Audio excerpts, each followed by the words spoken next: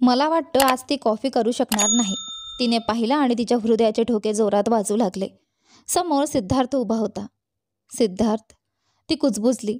डोळ्यांतून आनंद ओसंडून वाहत होता. सिद्धार्थ चालत तिच्याकडे आला. त्याचा शर्ट पॅन्टमध्ये टक केलेला, काळे स्निकर्स आणि केसांना हलका गुलाबी रंग. त्याने हाताने केस मागे सारले तेव्हा जान्हवीला त्याच्याकडून नजर हटवणंच कठीण झालं. तो तिच्या शेजारी उभा राहिला, खांद्यावर हात ठेवला आणि हसत म्हणाला, माझ्या गर्लफ्रेंडसोबत आत माझी डेट आहे. जान्हवीच्या मनात आनंदाचा स्फोट झाला. तिला आठवलं, सुमेधाच्या आग्रहामुळे तिने हे अंतर पाळायला मान्य केलं होतं. पण आता सिद्धार्थला पाहून तिच्या डोळ्यांतून प्रेम ओसंडून आलं. आय लव्ह यू तिच्या तोंडून अचानक निघून गेलं. सिद्धार्थ हसत म्हणाला, आय लव्ह यू मोर, आणि तिच्या ओठांवर हलकासं चुंबन घेतलं. तुम्ही खरंच डेटिंग करता? तो अभिनेता थोडासा हादरून म्हणाला. हो, सिद्धार्थ निर्धाराने उत्तरला. त्याने जान्हवीचा हात हातात घेतला आणि ठाम आवाजात म्हणाला, म्हणून कृपया माझ्या गर्लफ्रेंडला त्रास देणं बंद करा साहेब. त्याच्या आवाजातली कठोरता ऐकून जान्हवीने त्याचा हात अजून घट्ट पकडला. तो अभिनेता मात्र विचित्र हसत म्हणाला, ठीक आहे, पण सिद्धार्थ देवधर, गर्लफ्रेंडची नीट काळजी घे. नातं तुटलेलं बरं दिसत नाही. सिद्धार्थने ठामपणे उत्तर दिलं, तू काळजी करू नकोस, मी तिची काळजी घेईन. तो अभिनेता कारमध्ये बसून निघून गेला आणि त्याच्या नजरेआड होताच जान्हवी स्वतःला सिद्धार्थच्या मिठीत सापडली. जान्हवी, तुला माहीत आहे का, मी तुला किती मिस केलं आहे? तो कुजबुजला. माहीत आहे, ती हलक्या आवाजात म्हणाली, कारण तिलाही तसंच वाटत होतं. रेस्टॉरंटमध्ये पाऊल टाकताच तिला जाणवले की आजूबाजूचे सर्वजण तिच्याकडे पाहत आहेत. त्यांच्या नजरा जणू तिला आतून छेदून टाकत होत्या. ती अस्वस्थ झाली होती. सिद्धार्थ देवधरने ठरवलं होतं की आज ते दोघं बाहेर जेवायला जाणार. बऱ्याच दिवसांनी त्यांना असा वेळ मिळाला होता. रात्रीचे 9 वाजून गेले होते तरीही रेस्टॉरंटमध्ये गर्दी होती. रविवारी असल्याने बऱ्याच कुटुंबासह तरुण मंडळी जेवायला आलेली होती. ऐक, सिद्धार्थने हळूच तिची हनवटी वर केली आणि तिला आपल्याकडे पाहायला लावलं. त्याचा गोड आवाज ऐकून ती स्मितली. इतक्या जवळून त्याला पाहून तिला जाणवलं की ती त्याला किती मिस करत होती. सिद्धार्थ, ती हळूच म्हणाली. तिच्या मनात मात्र प्रश्न होते. तो माझ्यावर अजूनही रागावलेला का नाही? मी त्याच्याशी न्याय केला नाही तरीही तो काहीच घडलं नाही अशा प्रकारे का वागतोय? तिला अचानक जाणवलं की आपले निर्णय किती मूर्ख होते. ती आपल्या मैत्रिणींविषयी विचार करत होती पण विसरत होती की सिद्धार्थ तिचा नवरा आहे. त्याच्याशी दुर्लक्ष करणं हे चुकीचं होतं. सिद्धार्थने तिचा हात धरला आणि तिला कोपऱ्यातल्या टेबलाकडे नेलं. सुदैवाने तिथे फार लोक नव्हते. आपण इथे यायला नको होतं, आपल्या घरीच बसलो असतो तर बरं झालं असतं, तिने सांगितलं. खरंच? तुझ्या मैत्रिणींसमोर आपण राहू शकलो असतो का? त्याने खट्टाळपणे विचारलं. जान्हवीचा चेहरा लाल झाला. तिला लगेच सुमेधाची आठवण झाली. सिद्धार्थ हसला आणि म्हणाला, काळजी करू नकोस, राजेश तिच्यासोबत आहे. का? ते दोघं तर वेगळे झालेत ना? ती चकित झाली. सिद्धार्थ फक्त खांद्या उडवून शांत बसला. त्याचवेळी वेट्रेस आली. तिने ऑर्डर घेताना सिद्धार्थशी उघडपणे फ्लर्ट केला आणि जान्हवीकडे मात्र उडवून दिल्यासारखं बघून डोळे फिरवले. जान्हवीच्या चेहऱ्यावर गोंधळलेलं हास्य आलं. तू पाहिलंस तिने माझ्याकडे कसं बघितलं? तिने चिडून विचारलं. सिद्धार्थ मात्र हसला. अगं सोड ना, मला तर तुझे दुसऱ्या मुलासोबतचे फोटोज अजिबात आवडले नाहीत, तो पुटपुटला. आणि मला तुझं हसणं आवडलं नाही त्या वेट्रेसकडे, तीही चिडून बोलली. तो पुन्हा हसला. माझे डोळे फक्त तुझ्यावरच आहेत जान्हवी, तो हळू आवाजात म्हणाला. जान्हवीच्या गालांचा रंग लाल झाला.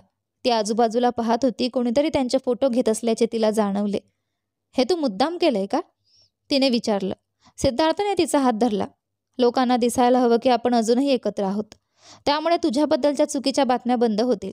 आणि खरं सांगू, मला तुझ्यासोबत राहायचंच होतं. जान्हवीच्या डोळ्यात पाणी आलं. मी त्याच्यासाठी न्याय केला नाही तरी तो इतका काळजी घेतोय माझी. सिद्धार्थ, मी तुझ्याशी खूप अन्याय केला आहे. तू रागाव ना माझ्यावर. मला सांग की तुला वाईट वाटतंय, ती रडवेला स्वरात म्हणाली. सिद्धार्थ तिच्या जवळ आला, तिचे हात धरले आणि म्हणाला, मी तुला कधीच द्वेष करणार नाही, पण लक्षात ठेव, पुढे असं काही झालं तर मला सांग. मी तुझ्यावर विश्वास ठेवतो. त्याने तिच्या कपाळावर हलकासा चुंबन दिलं. संपूर्ण रेस्टॉरंटमधून आश्चर्याचे आवाज आले. जान्हवीच्या हृदयात मात्र उबदारपणा भरून राहिला. खाणं झाल्यानंतर ते दोघं टॅक्सीची वाट पाहत उभे होते. सिद्धार्थने चिडून विचारलं, थोडं नवीन गाणं गाऊन दाखवशील का? नाही, ती हसली. फॅन्सना जरा थांबावं लागतं, तसंच तुलाही थांबावं लागेल.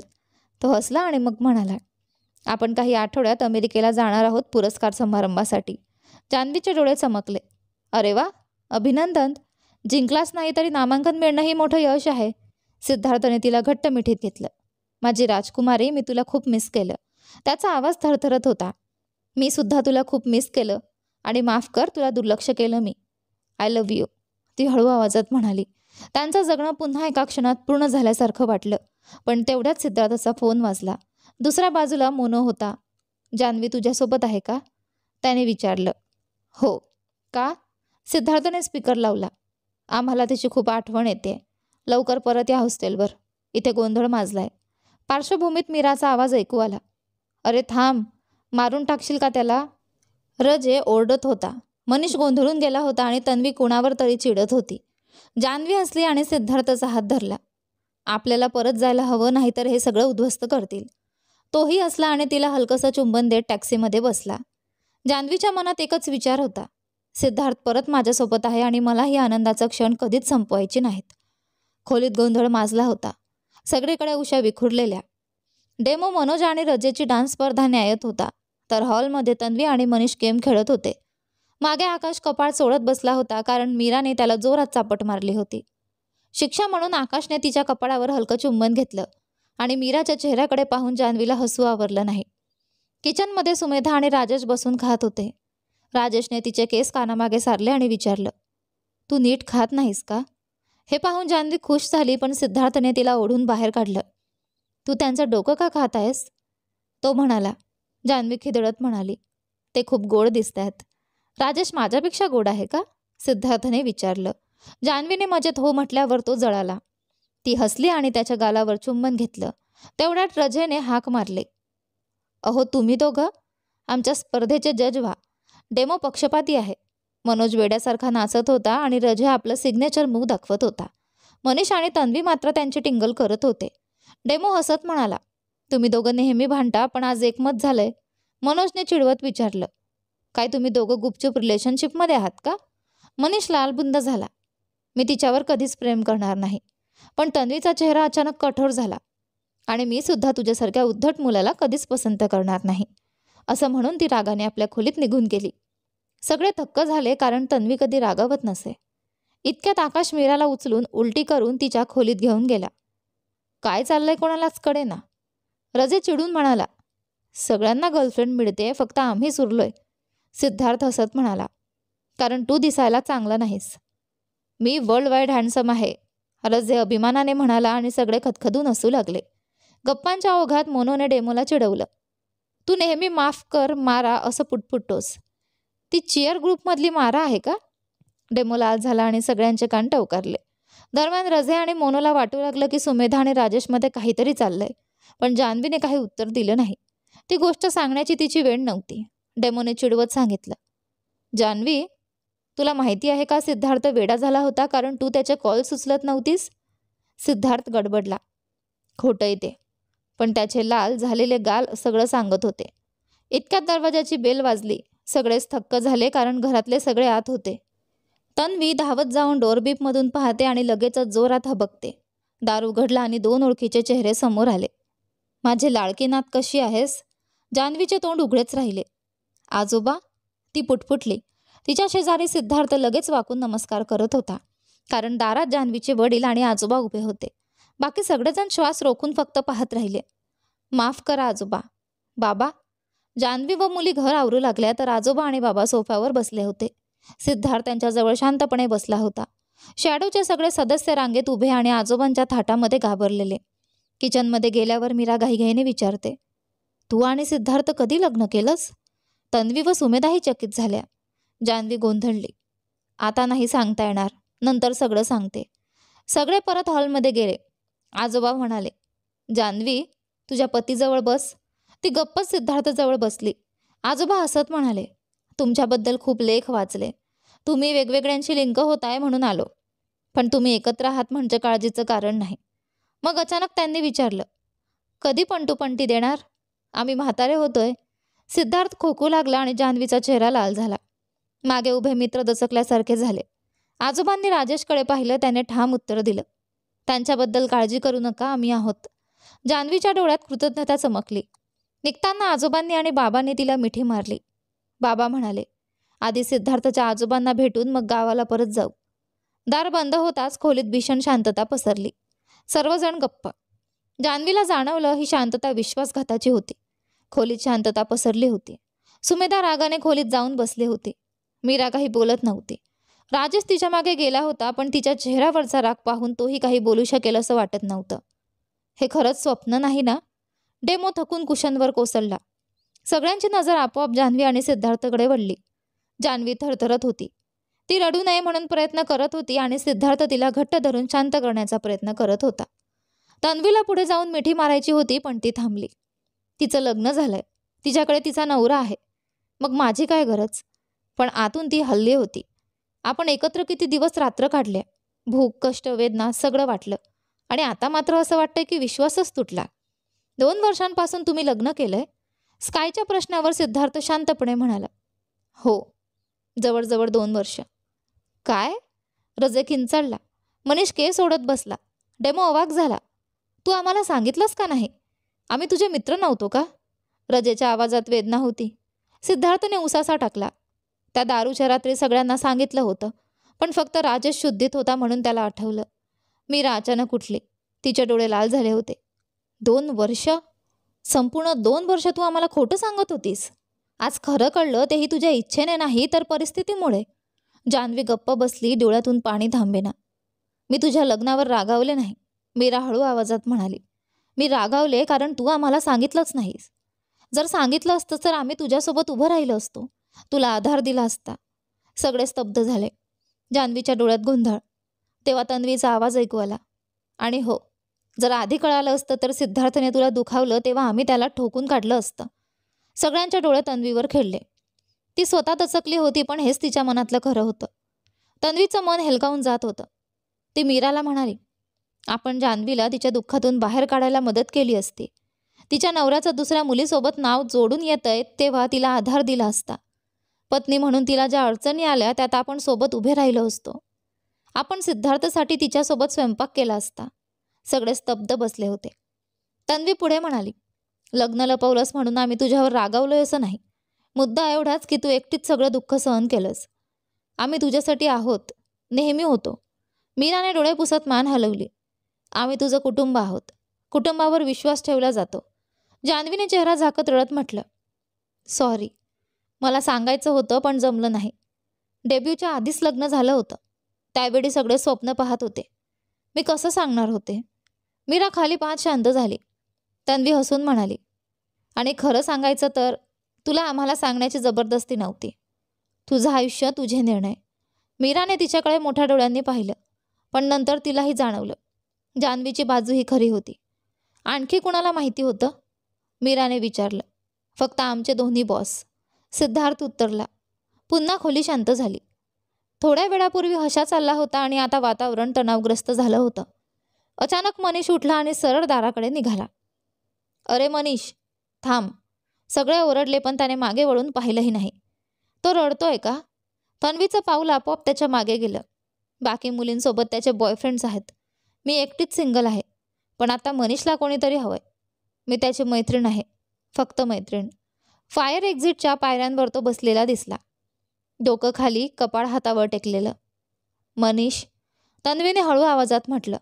तो वर बघताच तिचं हृदय तुटलं. त्याचे डोळे लाल झाले होते. तन्वी. त्याचा आवाज थरथरत होता. ती त्याच्या बाजूला बसली आणि त्याला मिठीत घेतलं. काय रे, का रडतोयस? तिने कुजबुजत विचारलं. मनीष काही वेळ शांत राहिला आणि मग म्हणाला, सिद्धार्थ, तो आपल्याला सोडून जाईल का? तन्वीला कळालं त्याचं रडण्यामागचं कारण. भाऊ गमावण्याची भीती. ती हलकेच हसली. तो कुठेही जाणार नाही बावडटा. तिने त्याचे केस हलके ओढले. आ, तन्वी, तो ओरडला, थोडा चिडलेल्या चेहऱ्याने तिच्याकडे पाहत. तन्वी हसली. काय करशील? रडखड्या. हेच करीन. अचानक मनीषने तिच्या मानेला धरलं आणि तिला जवळ ओढलं. क्षणातच त्यांच्या ओठांचा स्पर्श झाला. तन्वी दचकली. मनीषने मला किस केलं का खरंच? जान्हवीने उसासा टाकला. तिची नजर सुमेधावर गेली. ती बारीकशी शांतपणे हॉलमधून चालत स्वयंपाकघरात निघून गेली. 2 आठवडे. होय, 2 आठवडे झाले होते त्यांनी एकमेकांशी बोलणं थांबवलं. जान्हवीने खूप वेळा प्रयत्न केला होता सुमेधाशी बोलण्याचा, पण सुमेधाने तिला पूर्णपणे दूर सारलं होतं. सिद्धार्थने सांगितलं होतं की ती राजेशशी बोलत नाहीये. मीरा मात्र वरवर कॅज्युअल वागत होती, पण ते आणखी विचित्र वाटत होतं. तन्वी तर अगदी हरवलेली वाटत होती. कधी कधी छताकडे बघत एकटीच हसत बसे, जणू एखादी वेडी. जान्हवीने विचारलं होतं, पण तन्वीने उत्तर द्यायची तसदीही घेतली नव्हती. एकदा तर ती इतकी जोरात किंचाळली की जान्हवीने घाबरून उशी तिच्यावर फेकली होती. या 2 आठवड्यात रेकॉर्डिंग आणि सराव यामुळे व्यस्त होत्या आणि त्याबद्दल जान्हवीला थोडं बरं वाटत होतं. निदान त्या कारणाने सगळ्या एकत्र तरी राहत होत्या. पण सुमेधाने तिला जणू अस्तित्वातच नाही असं वागवलं. डोळ्यात पाणी आलं, पण तिने रडू नये म्हणून चेहरा वाऱ्याने झाकला. त्या क्षणी फोन वाजला. स्क्रीनवर नाव आलं, तिचा नवरा सिद्धार्थ. या सगळ्या गोंधळात एक गोष्ट चांगली झाली होती. आता तरी त्याचं खरं नातं लपवावं लागत नव्हतं. पण तिच्या मनात एक हुरहुर होती. सिद्धार्थच्या टीममधले बहुतेक लोक त्याला तसाच वागत होते. थोडं गोंधळलेले, पण सगळं ठीक. फक्त मनीष मात्र नाराज असल्याचं ऐकलं होतं. काय करते माझी राजकुमारी?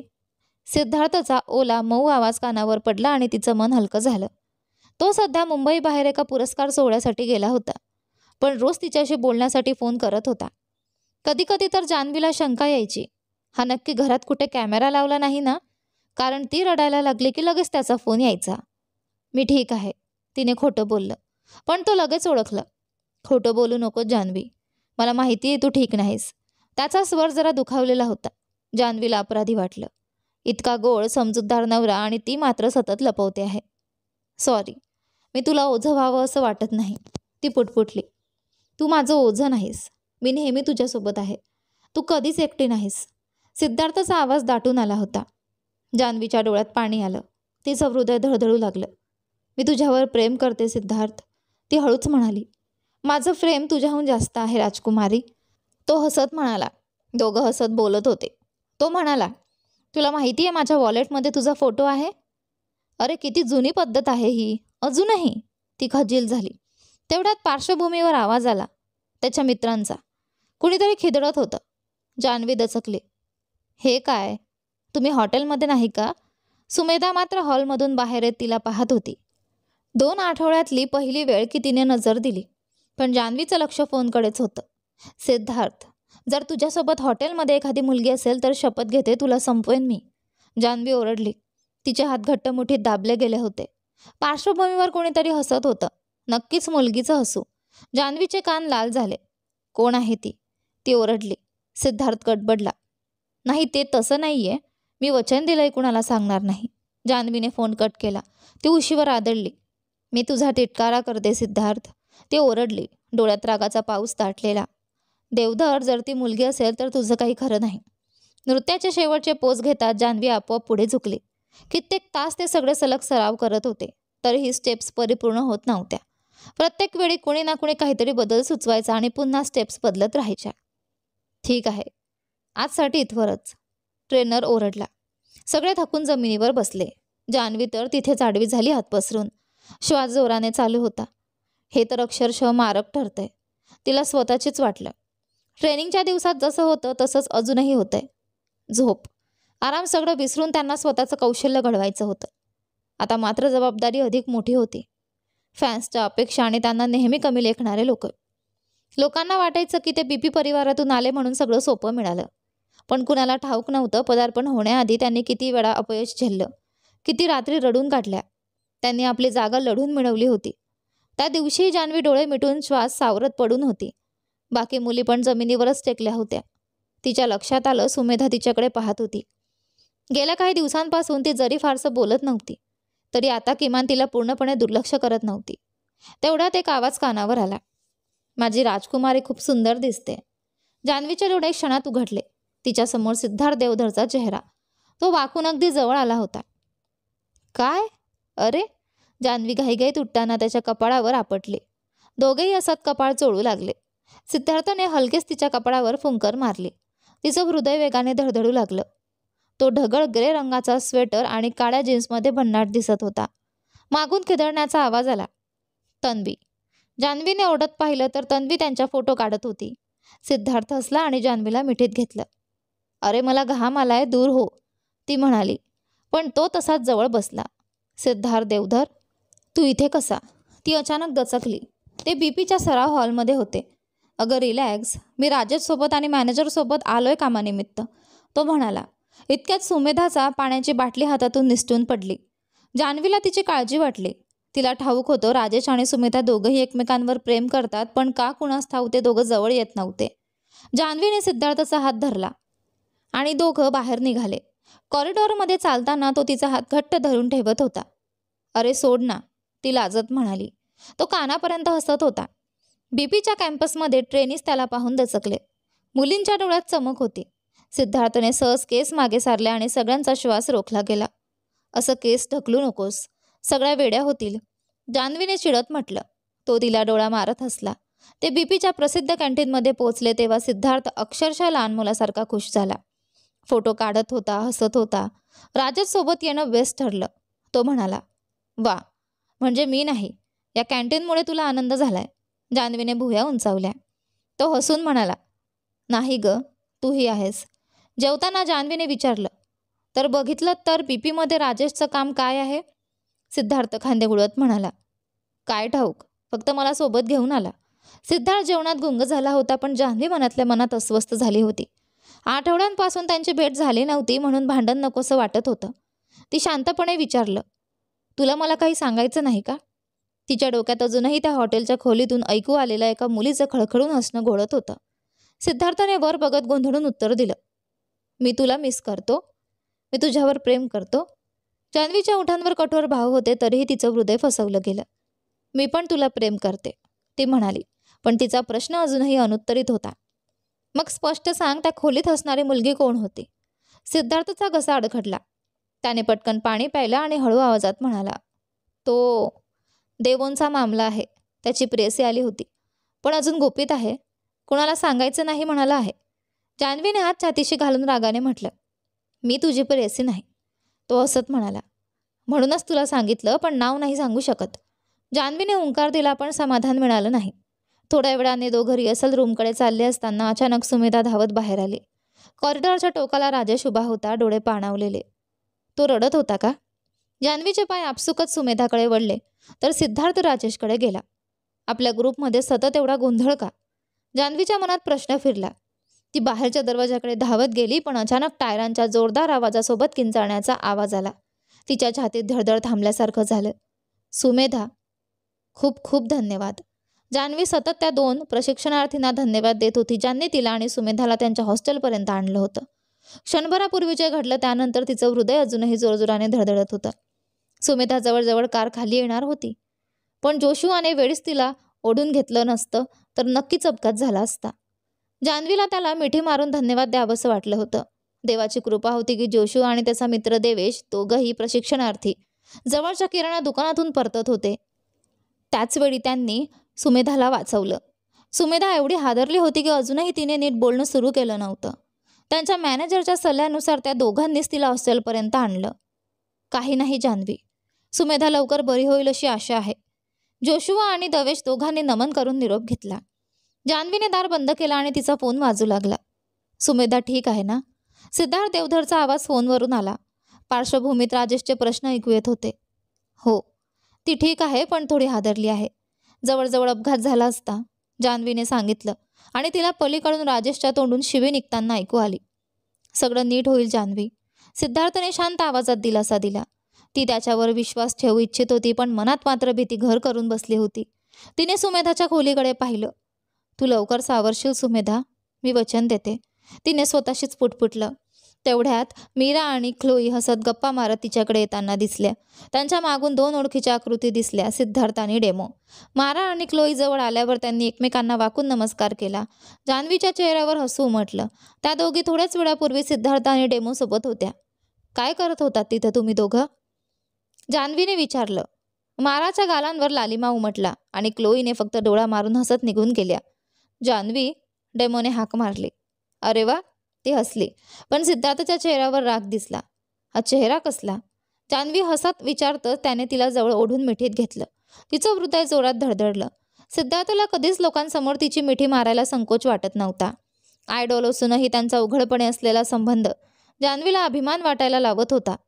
तिला दुर्लक्ष कर जान्हवी, तुला भाऊ म्हणालेस म्हणून तो जळतोय, डेमोने चिडवत म्हटलं. गप्प बस डेमो, सिद्धार्थने पुटपुटलं आणि लगेचच जान्हवीकडे वळून विचारलं, तू मला नावाने हाक मारतेस पण त्यांना भाऊ म्हणतेस का बरं? कारण तू माझा आहेस आणि तेच पुरेसं आहे, जान्हवीने चिडवत उत्तर दिलं. सिद्धार्थच्या गालांवर लाली उमटली. डेमोने नाक मुरडत म्हटलं, अरे देवा, तुम्हा दोघांना पाहून उलटी करावीशी वाटते. पण लगेच त्याने गंभीरपणे विचारलं, तसं पाहिलं तर मीरा आणि क्लोई तुमच्यासोबत काय करत होत्या? जान्हवीने भुवया उंचावल्या. सिद्धार्थ थोडासा पांढरा फटक पडला, पण डेमोचा चेहरा तर पूर्णच गडबडलेला दिसला. अरे काय तू त्यांच्यातल्या कुणाशी? जान्हवीने छेडलं. डेमोने लगेच तिचं तोंड झाकलं. अगं वेड लागलंय का तुला? तो घाबरून इकडे तिकडे पाहू लागला.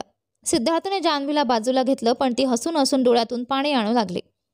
अगं पुरे झालं हसणं, त्याला राग येईल. सिद्धार्थ कुजबुजला. थोड्या वेळाने जान्हवी शांत झाली आणि डेमोकडे हसून म्हणाली, काळजी करू नकोस, मी तुला मारासोबतच जोडी लावते. तू सांगितलंस? डेमोने चिडून विचारलं. सिद्धार्थने नकारार्थी हात हलवला आणि पुन्हा जान्हवीला मिठीत घेतलं. डेमोने रागाने नाक मुरडलं. बरं, पण असं समजू नकोस की फक्त तुलाच सिद्धार्थ आवडतो, तो म्हणाला. सिद्धार्थ खोकायला लागला. जान्हवीचं पोट गोठल्यासारखं झालं. त्याचं ऐकू नकोस, सिद्धार्थ घाईघाईने म्हणाला. डेमो मात्र हसत राहिला. मला तुम्हा दोघांचा तिरस्कार आहे. जान्हवी कुजबुजली आणि खोलीकडे निघाली. तिच्या मनात मात्र एक शंका कुरतडू लागली. डेमो फक्त थट्टा करत असेल, पण खरंच का? जान्हवीने सिद्धार्थ देवधरच्या डॉरममध्ये जायचं ठरवलं होतं आणि ती त्याच्यासाठी भरपूर खाणं घेऊन जाणार होती. मीरा तिच्या शेजारी उभी होती. ती विचारत होती, तुला नाही वाटत हे जरा जास्तच झालंय? जान्हवीने डोकं हलवलं. तिला जाणवलं होतं की सिद्धार्थ दिवसेंदिवस बारीक होत चालला होता. त्याला नेहमीच वजनाबद्दल काळजी असायची, पण तिला त्याला समजवायचं होतं की तो अगदी परफेक्ट आहे. यानंतर पुढे काय होतं ते पहा आपल्या कथेच्या पुढच्या भागामध्ये. धन्यवाद.